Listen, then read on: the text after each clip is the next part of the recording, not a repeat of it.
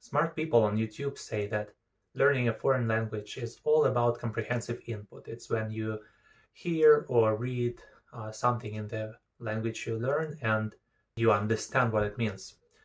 When you do that, the words and phrases, structures, they just stick in your head without much effort. That's what I'm going to try with this chat. And what's the easiest way for a comprehensive input? Of course, it's reading. And so I decided to challenge myself to read 30 Korean books in the next 3 days. But Max, I hear you say, how will you read 30 books in 3 days? You cannot even read one book in a week. The secret, of course, is choosing the right books. I will read children's stories. I have a lot of children's stories in Korean in my house. And so I picked 30 of them on random. They are very different. Some of them has a lot of text. Some of them has just few lines per page. Some of them have a few pages. Some of them have like 50 pages. I didn't go through them, didn't check what's inside of all of them. So I'm not sure if I can do that or not, if I will have enough time or not, but I want to try. The main difficulty for this challenge will be finding time to do that because I have full-time job and I have 3 children. I do homeschooling with my daughter, so I will probably have to wake up pretty early to read and go to bed pretty late also to read. But I will not only be reading because comprehensive input means I need to understand what I read. So whenever I find a word or phrase I don't know, I need to find out the meaning and I need to remember it because to spice the challenge a bit, I will use wasabi. After I'm done reading, I will ask my wife to help me with checking if I cheated or not. She will try to find words or phrases or places in the books I read that I wouldn't understand. If I cannot tell her the meaning at that time, I will have to eat a spoonful of wasabi. So this probably will give me more motivation not to cheat.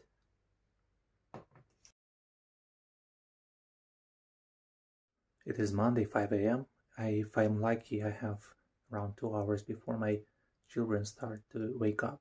So let's get to reading.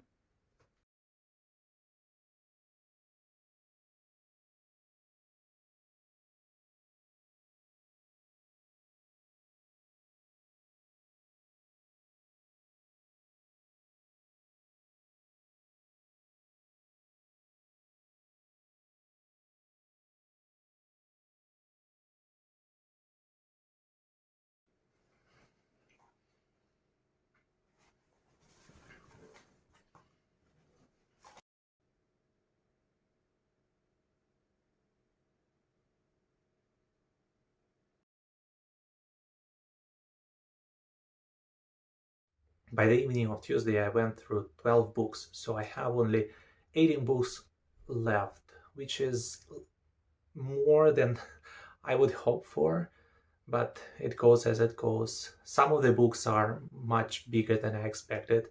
Some of them took me more than an hour, maybe hour and a half to read. Some of them have a lot of new words for me, so it doesn't go as quickly as I hoped for. Yeah, so the way I'm doing it, I'm not just reading, skipping the parts I don't understand. If I don't know some word, I look it up in the dictionary. I try to understand phrase with the context. Then I write all the new words into my notebook. And then while I'm going through the book, I go back repeatedly to the words I just met so that I don't forget them right away. Because if I don't write them down, and I don't check them again, next time I see that word, I will not remember it. But if I do repeat it a couple of times, and the next time I see it, I have like this, oh, I know that word, I just met it, it means that. And this helps to remember the word and how it's used better, much better. So I really recommend this way of doing it. 22 done, 8 to go. But I'm very, very tired.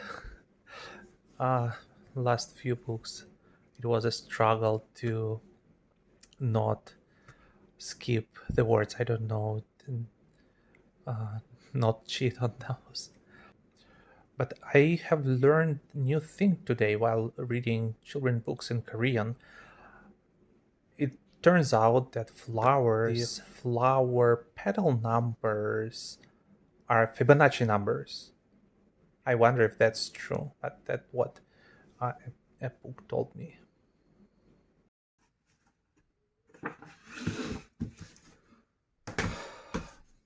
All right, that's it. 30 books.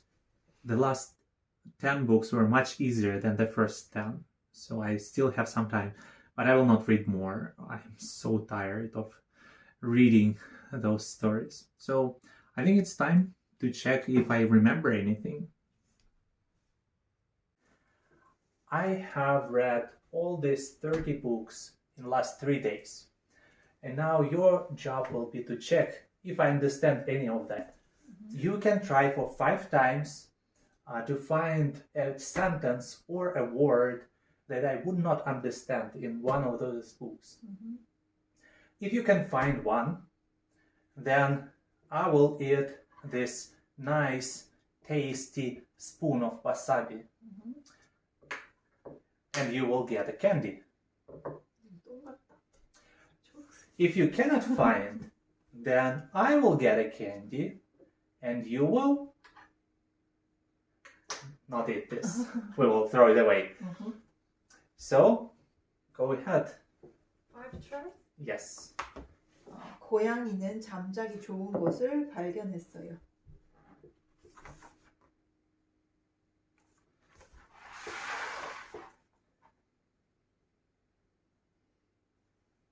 The cat found a good place to sleep. 맞아. 못할 게 뭐람? I have nothing I cannot do. 맞아. 아저씨가 휘파람을 불면 동물들이 줄지어 나란히 서거든요. When the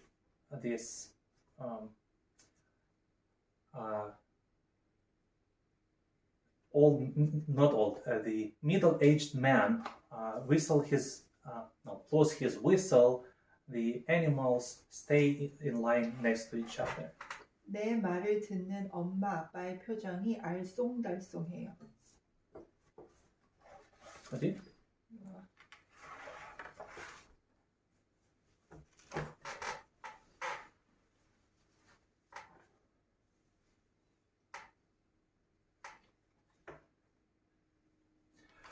These are actually the most difficult part of Korean, the adverbs. 알쏭, 달쏭. These don't have meaning like translation into English or Russian. And they mean only, and there are so many of them, like 폴짝폴짝. It's a sound of someone jumping up and down. And there are so many words like this. And this one also, 알쏭달쏭. The meaning is, if I remember correctly, when mom and dad heard my words, their face were like they were not sure about the meaning of what I said. Like they were confused a little. Correct. Yes! 우리 탐정이 말했지.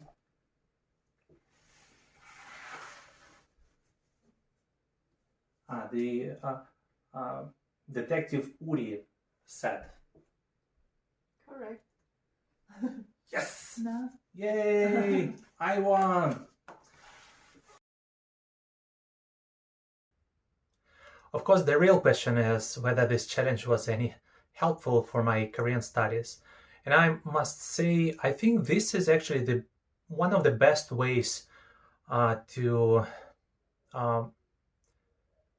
build up the vocabulary of a foreign language.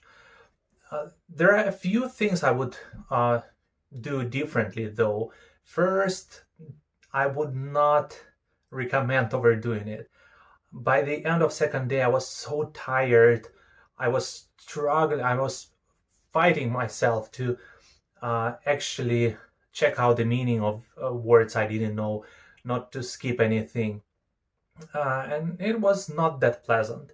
And when you study, you want the process to be pleasant and joyful. So I'd rather read less, but more attentively, and spend a little bit more time actually thinking about words, remembering words, trying to find better translations for some sentences. But overall, I think this is a great way. Just reading and translating and understanding and repeating things you read is a great way to build up vocabulary for at least for understanding. Maybe not for actively using, speaking, but to understand the language. I think this is very good. So I will definitely be doing that more, but not now. Now it's time for the next challenge. And my next challenge will be, can I make a girl cry by reciting poems in Korean? What do you think?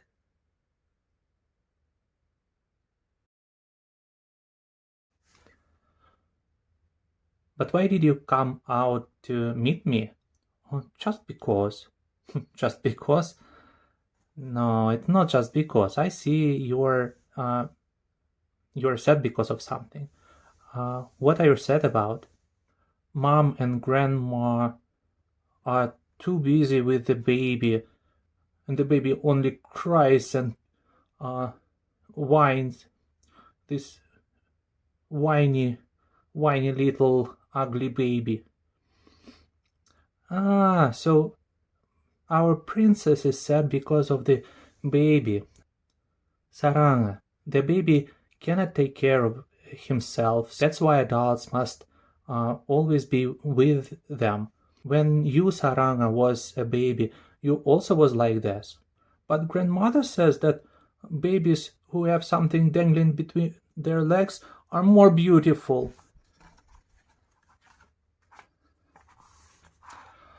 All babies are beautiful. When you were just born, you had a stomachache, and grandmother checked out your poo with her finger and even smelled it and even licked it. Can you imagine how beautiful and cute you were? Really? Did grandma do that for me? I saw once how grandma's dog licked poo of her puppy. Did grandma eat my poo also for me?